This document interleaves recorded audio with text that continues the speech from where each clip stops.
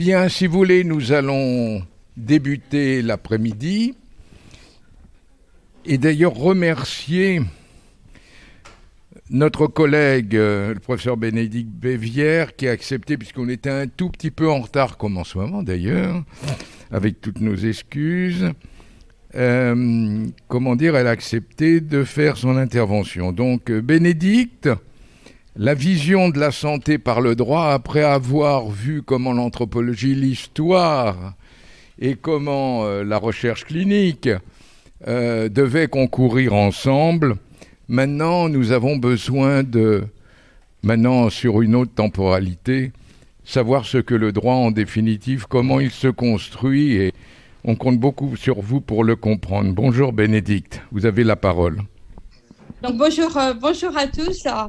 Merci Christian de m'inviter comme d'habitude. Ça fait des années qu'on peut travailler ensemble et merci pour toujours. Et merci aussi à l'équipe, Martine et Com, d'organiser aussi cette journée. Voilà, donc en fait, la problématique d'aujourd'hui qui m'a été attribuée, c'est la vision de la santé par le droit. Alors, c'est extrêmement difficile parce que c'est énorme en droit de la santé, quand on voit le code de la santé. Et en plus, on ne peut pas appréhender le droit de la santé sans appréhender la vision éthique. Alors, pour ce qui est de la santé, la définition auquel on se rapporte tous, c'est toujours celle de l'OMS, avec la santé, état complet de bien-être physique et mental et social. Donc, en fait, vous voyez, au départ, c'était uniquement centré sur la personne.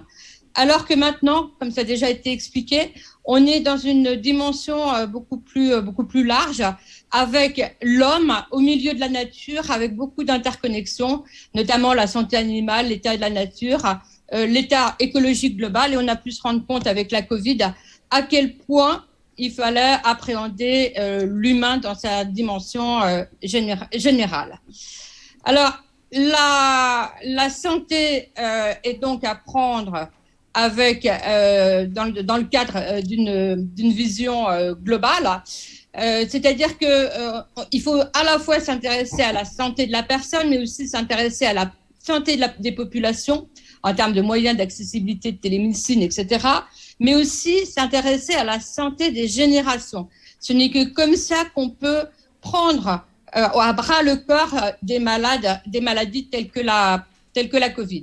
Alors tout à l'heure, on expliquait l'importance de l'histoire et je vais tout à fait dans ce sens. Il y a eu des pandémies dans le passé. J'ai pu lire des rapports, par exemple, avec l'OPEX, qui étaient très, très intéressantes. Et malheureusement, on n'a pas pris en considération les écrits du passé pour essayer, en partie, de pouvoir gérer le présent.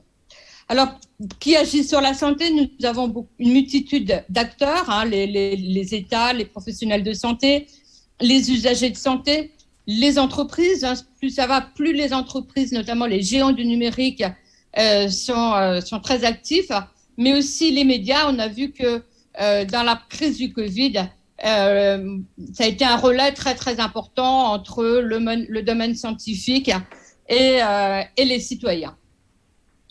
Alors, la vision d'une médecine uniquement centrée sur l'activité médicale en elle-même est dépassée.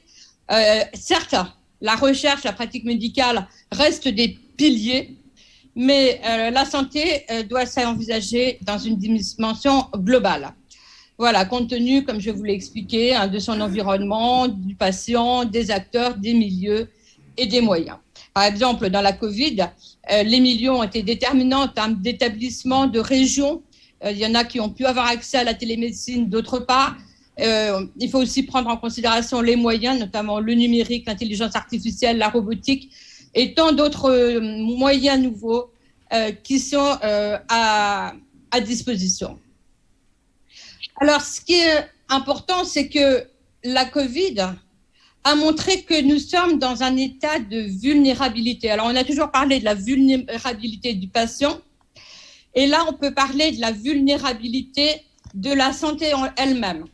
En effet, il y a eu déjà l'humanité qui a été mise en péril par rapport à à la santé générale. On a vu les gouvernements entiers qui se sont trouvés complètement démunis par rapport aux masques, au matériel, au lit. Voilà, donc des questions d'émancipation, de politique de santé impuissante. On a vu aussi des critères de choix de vie où certaines personnes âgées, on n'a pas pu les prendre en charge. On a vu une course effrénée dans la recherche pour la vaccination dans l'urgence, et c'est tout à fait classique et normal, et des mises en place de politiques publiques complètement inédites. On a vu aussi une presse surdimensionnée, avec des experts, des non-experts. Et ça a constitué un problème majeur de la vulnérabilité de la santé en termes de relais avec les citoyens. Les citoyens se sont trouvés réactifs, soit en étant acteurs, ou en étant en accord, ou encore en étant en situation de défiance, avec d'importantes manifestations.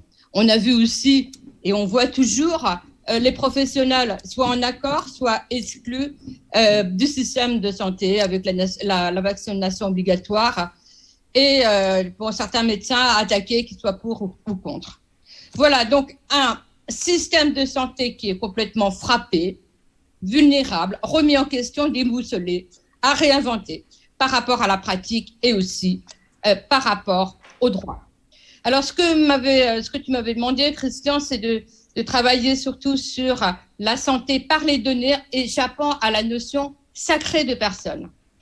En effet, on peut voir que la santé numérique aujourd'hui est en déperdition, puisqu'il y a une certaine forme de dépassement de la personne.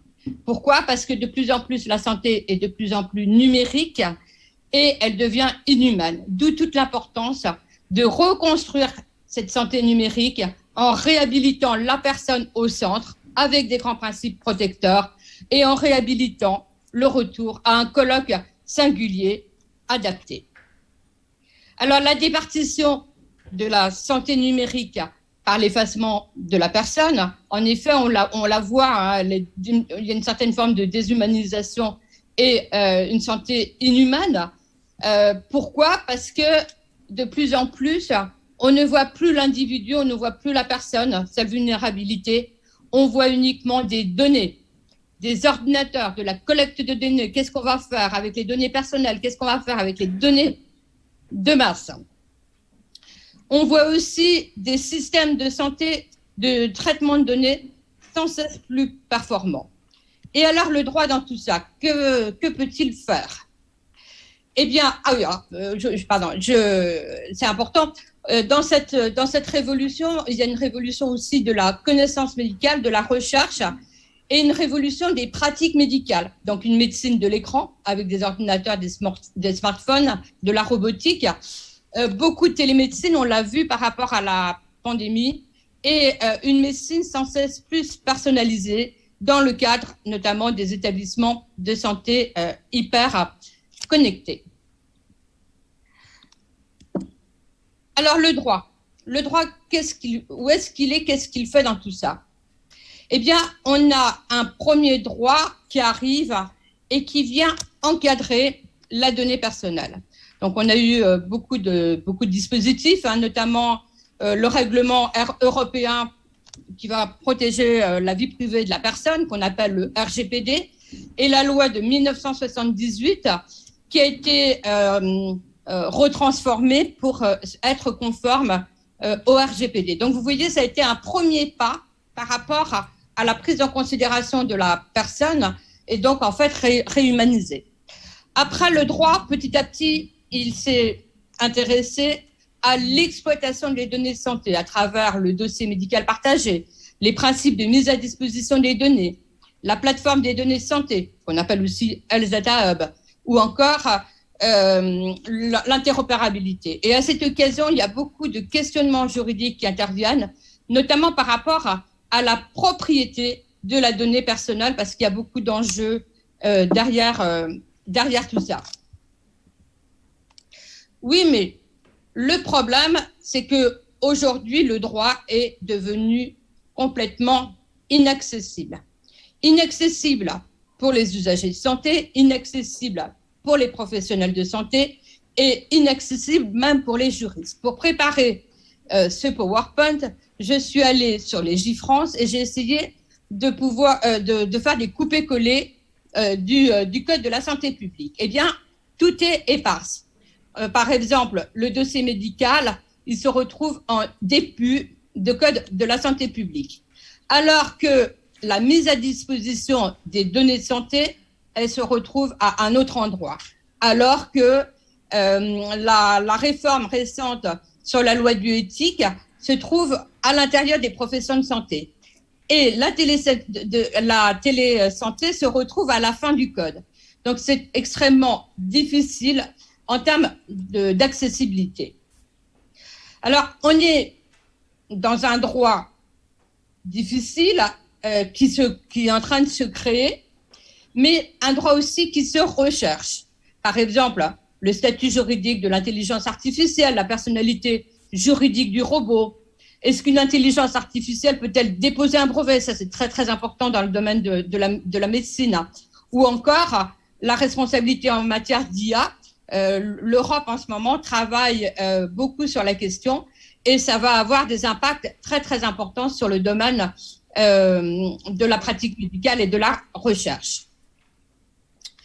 Voilà pourquoi il faut prendre en considération ce nouveau type de médecine, surtout qu'il y a de plus en plus de risques potentiels dans cette médecine numérique, avec la qualité des données, les systèmes de traitement, où il y a des aléas, des résultats faussés. On a d'énormes problèmes en matière de cybersécurité. On a aussi les géants du numérique qui prennent de plus en plus de puissance dans le domaine de la santé, et ce qui va poser des questions en matière de souveraineté des États par rapport à l'État, par rapport à la santé. Et on a aussi plein de problématiques sur l'environnement, parce que le numérique en santé va utiliser beaucoup d'énergie, beaucoup de matériel, et ça va avoir des incidences déterminantes. Donc, beaucoup de questions juridiques qui se posent en matière de responsabilité, de préjudice, d'indemnisation, d'assurance. Par exemple, un objet connecté, eh bien, il y a une multitude d'acteurs qui vont interagir. Et donc, ça va avoir des incidences majeures en matière de responsabilité. Par rapport à l'explosion du piratage, eh bien, qui va être responsable? Est-ce que c'est la personne qui a stocké les données? Est-ce que c'est la personne qui les a exploitées? Est-ce que c'est la personne qui a créé les systèmes numériques? Autant de questions. Alors, au niveau de la relation médicale, pareil, on est aussi dans quelque chose de déshumanisé.